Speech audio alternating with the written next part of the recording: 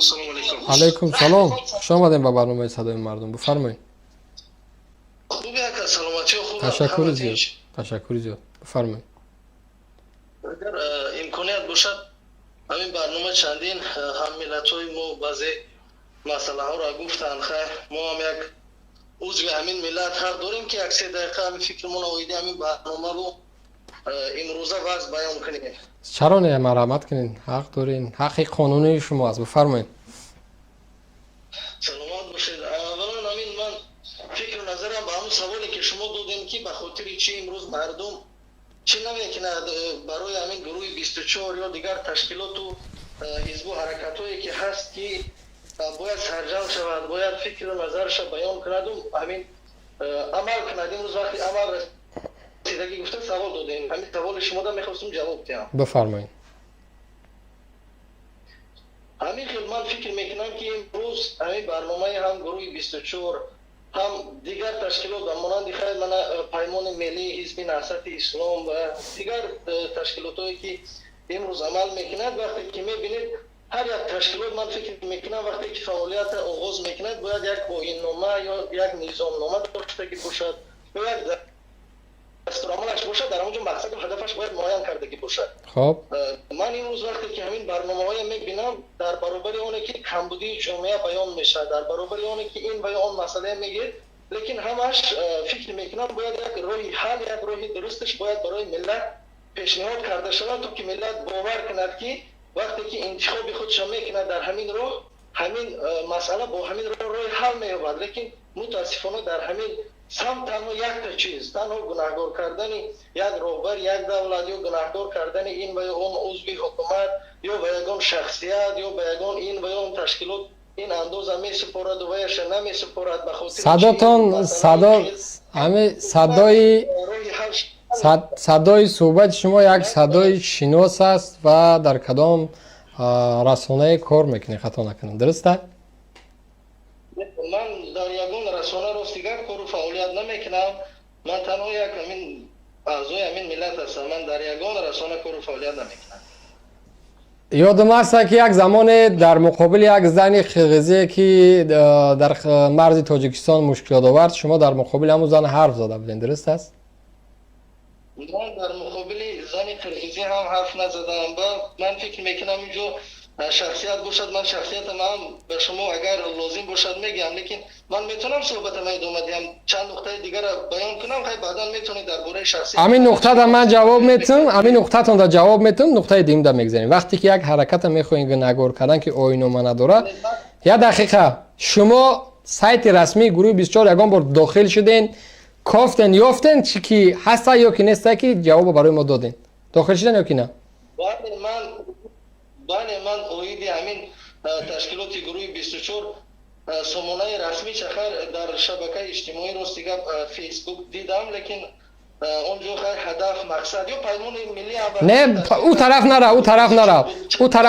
طرف نرو سامانه رسمی گروه 24 در فیسبوک نیست. من معین کردم اثر قدرت دور کردن بله بله شده است و دیگر کردن ساختی خب امروز آنها میخوان یک حکومتی با عدالت یا یک حکومتی باشد که همین ملت کرد، همین گونه مقصد آورده شده است در مسئله حجتی، لیکن متاسفانه در عمل وقتی که من برنامه شما را میبینم، وقتی که یک برنامه که حق و باطل فرقیت باور کنید تنها در همین ساخت است، دیگر در گپ میبینید تنها گناهگار کردنی یک نفر روبری دولت گناهگار کردن این و یک طرف فقط تعریفش میکنن، این یک طرف دیگه در تاجیکستان صرف تعریفش میکنن. یگام جوانی مثال نو چوجای اوانگارد و فابریکای جوابی که هستن دیدی که یک بار تنقید در سیاست رحمانوف کرده باشن، یگام حرفی پست چه که دیدی یگام بار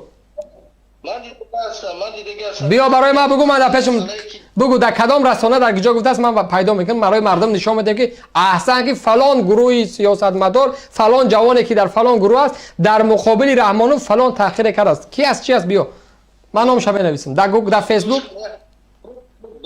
باشد شما صبر کنید. نه اول ایرا بگو سوال دیگه دا بگذاریم، یا که نیسته بگو نیسته بعد سوال دیگه دا میگذاریم، چون ایرا میمونی چون ایرا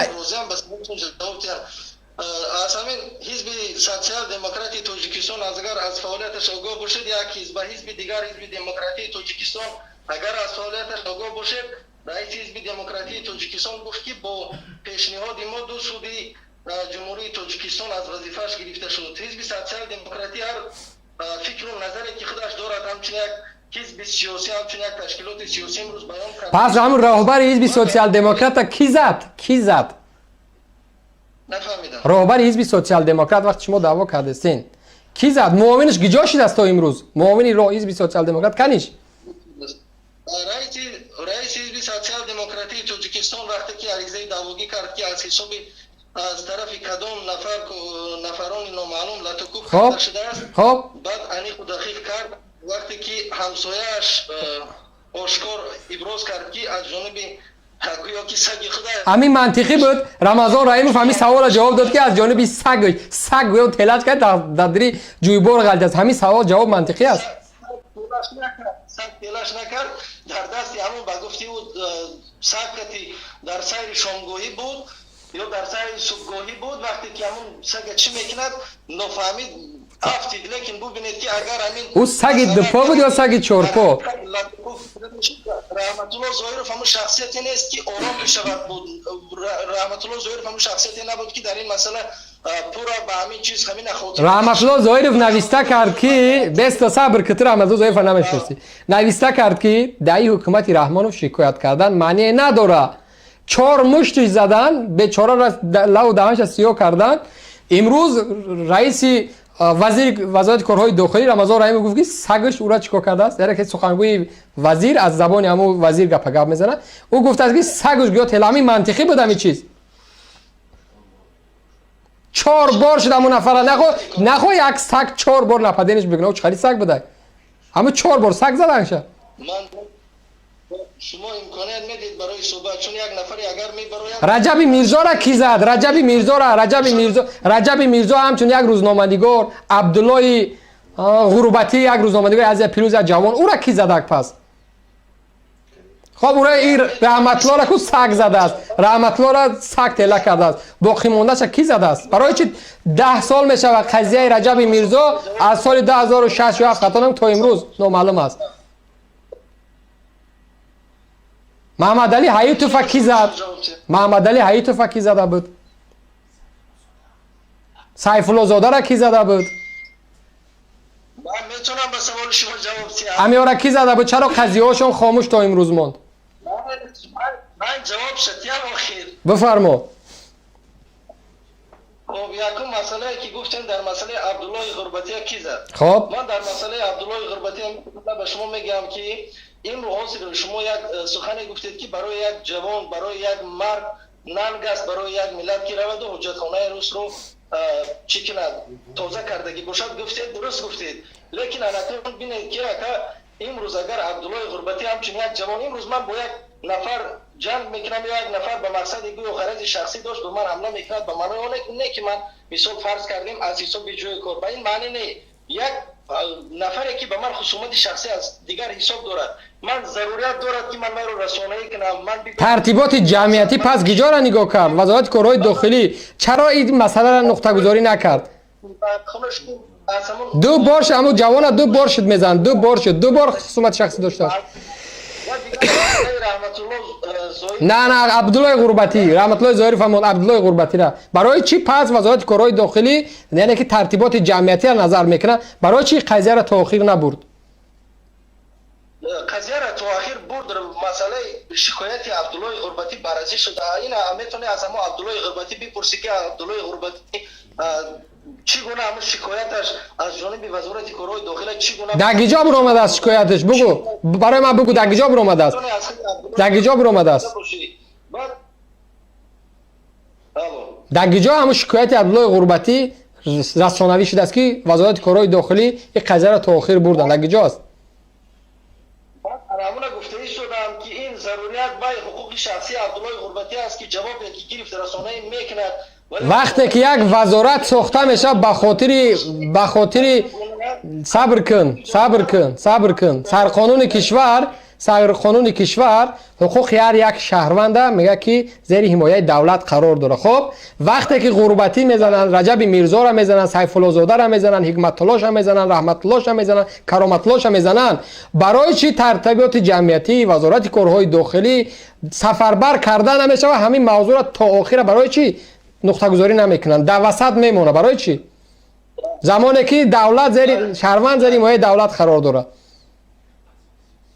بله، در اساس همین سرقانون یا کنستیتوسی که تو امروز گفته شده سلمان، هر یک نفری که به همین ترتیبات جمعیتی بیان کرده میشد، اگر وزارت کارهای داخلی خودش آگاهی بیابد یا اینکه عریضه شکایتی وارد بشود، اون که در دوام 15 شبانه روز وضعی میکنه، در دوام یک عریضه پر مورد بررسی قرار میگیرد و این مسئله حتما به همون شکایت کننده مسئله کاربری کرده جوابی مشخص میتیند و اگر مسئله پور همون نفری که جبر دیده است حتما و نفری که در این مسئله گمانبر است پور نسبتش. پس چرا جوابی درست تا امروز در رسانه ها صبر کن؟ تو همین از نام کدام نهاد گپ میزنی؟ برای چی تا امروز یگام جواب درست نسبت همین قضیه ها؟ من 5 قضیه را میگم: غربتی، رجب میرزا، سیف الله زاده، خب معاون حزب نهضت محمد علی حییتوف، خب این رحمت الله ظاهروف. 5 قضیه. برای چی جواب نگرفتن این 5 قضیه؟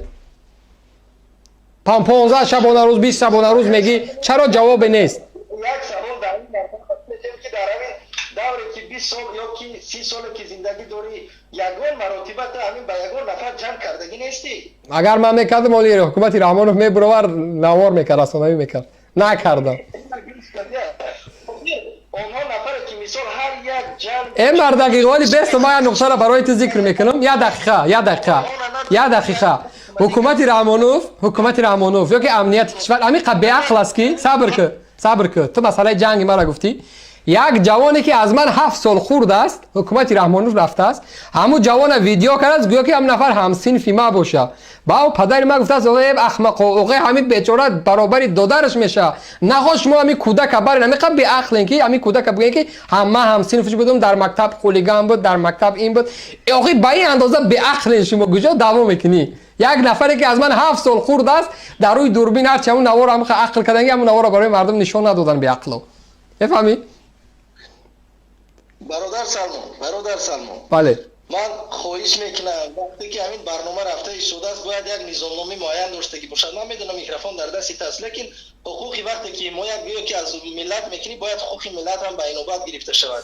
سوال رو من وقتی که سوال جواب نمیتی دیگه حقوقش به نوبت گرفته نمیشه برادر. سوال جواب ته همین 5 نفر کی زد؟ برای چی قضیهشون تا آخر به دادگاه نرفت؟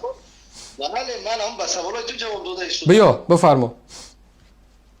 به همین سوالات تو جواب داده شدم که در تاجیکستانیان که در تمام دنیا زن و زنی جنگ بین مرد هست دیگر و دیگر، هر یک عریضه که هست از جانب شهروند یا اینکه حقوق ویران کنی می شود دانسته باش که مقامات های قدرتی، مقامات های حفظ حقوق کاربری میکنند، جواب مشخصش میدهد. اگر مقامات حفظ حقوق امروز همین حمایت حقوق مردم نمیکرد، در سرحد از 1400 کیلومتری که با افغانستان دارد تاجیکستان قهرمان متوجه نمیشه. سرحد نگوی بچه، یک زنک قرقیز آمد سربازای ما را زد.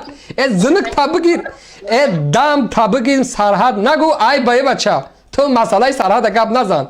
اومدن گاوی سید مومن یتیم فدی زدن از سرحد افغانو. اس شرم بگیر تا بگی مسئله سرحد بحث نکنی به خدا. ای بای یا زنک قرقیز مطرح میدونم تو کی هستی، اما مرد هستی که همون تخته کم ترک همون 4 تا حرف گیری 8 گرفته سین یک میدونم کی برو اومد ابدی اون همون خانم راز فلانی گفته که شما خوینی وطن خوینی ملت، تو برو اومدی در مقابل یک زنه گپ زدی. مرد گجا میگوی همون زنه اومد یا صبر که یا دقیقه همون زن اومد سربازای ما را زد، اتوماتاشو نگرفت، اما پستالتاشو نگرفت، گفت در همین روشون توف کردن گشتن رفتن. تو از مرز از سرحد گپ نزن برای که پرچه زمین فروخته شده است، تو این حق نداری.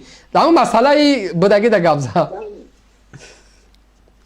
ها بیا در مسئله بودگی 5 نفری که برادر عزیز بیا به همه احترام هم دیگر هر چیز بزرگیم 5 نفری که گفتید که در همین مسئله نسبتشون چی شدگی هست، من گفته ایستادم که به هر یک تاش از جانب مقامات قدرتی جواب دگی جای کنی جواب در دستی من 3 تا تلفن های 1 تا نوتبوک های به هر چورش میکنم دگی جای جوابیو رفتیم якум радиои озодӣ ахборком азия плюс садои душанбе гиҷо ҷавоб гиҷо ҷавоб дар кадом расона ҷавоб сайти вазорати корҳои дохилӣ биё кадомаш бирам вазорати корҳои дохилӣ пойтахт ахборком азия плюс гиҷо вазорати корҳои дохилӣ аризаи шахс ба вақте ки ҷавоб метиҳад ҳақ ки ҳамаи аризаҳои ҷавобш дар саҳифаи худаш расонаи абдуллои ғурбатӣ вақте тавассути расонавӣ мактуб кард бояд мактуб тавассути расонавӣ биёяд ту ҳоли як каси дигар пурсӣ бача бесто раҳматулло зоиров абдуллои ғурбатӣ раҷа ин нафаро тавассути расона ариза кардагиянд гуфтанд ки мо мактуба кардем яъне ки пинҳонӣ набуд қазияи пинҳонӣ нест сири махфӣ нест ки бояд пинҳон карда сири давлатӣ нест ин масъала хоб вақте ки абдуллои ғурбатӣ дар фейсбуку шикоят кард мақомоти расмии кишвар бояд тавассути сайти вазорати корҳои дохилӣ расмӣ ҷавоб медод оё ҷавоб дод ё ки на агар дод кадом таърихда дар кадом соат ман ҳоли пайдо мекунам мегӯм аҳсан ҷавон биё бугӯ Салмон, ман мегӯямад ки ман корманди вазорати корҳои дохила нестам. Корманди чӣ? Корманди чӣ? Корманди чӣ? Ту корманди кадом ниҳодӣ? Корманди кадом ниҳодӣ? Телефон номари вазири корҳои дохилаи ҷумҳурии Тоҷикистон. Чандай ман ҳозир занг мезанам. Биё. Номрои вазира бугӯ. Номрои вазира бугӯ. Бес. Номрои ҳаму бе. Дежурни вазорати корҳои дохилӣ номроша бугӯ ман ҳозир занг мезанам. Биё, чандай?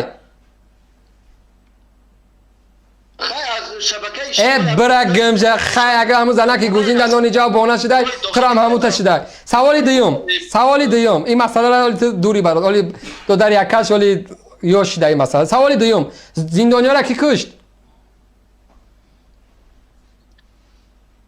Нафаҳмидам дар масъалаи кадом куштани ту саволи ман ба ҷавоб де ки ҳамун ҷавонои солдате ки дар чанд нафара куштан онҳое ки куштагӣ буд Таги ҷо дар душанбе вақте ки ҳоҷи алима маблағгузорӣ кардед вақте ки душанбе рафтан шаҳрвандои осоишта ба ҳалокат расониданд он нафарое ки кушт Рустам Амакиев аз дасти ки кушта шуд аз дасти амният масъалаи ҳоҷи алӣ масъалаи бача оғи девона бача я дақиқа ту як масъалаоеро мебардорӣ ки бозам ҳукумати Раҳмонов гунаҳгорай масъалаи ҳоҷи алим қазияи сиёсӣ буд ӯ масъаларо набардор оғи бача охи ӯ масъаларо набардор қазияи ҳоҷи алим қазияи сиёсӣ ай ту дар ин масъала гап аслан бояд шумо агар ақл дошта бошед дар масъалаи ҳайзу нифос дар масъалаи одоби оиладорӣ дар масъалаи одобнома дар масъалаи шеъру суруд гап занед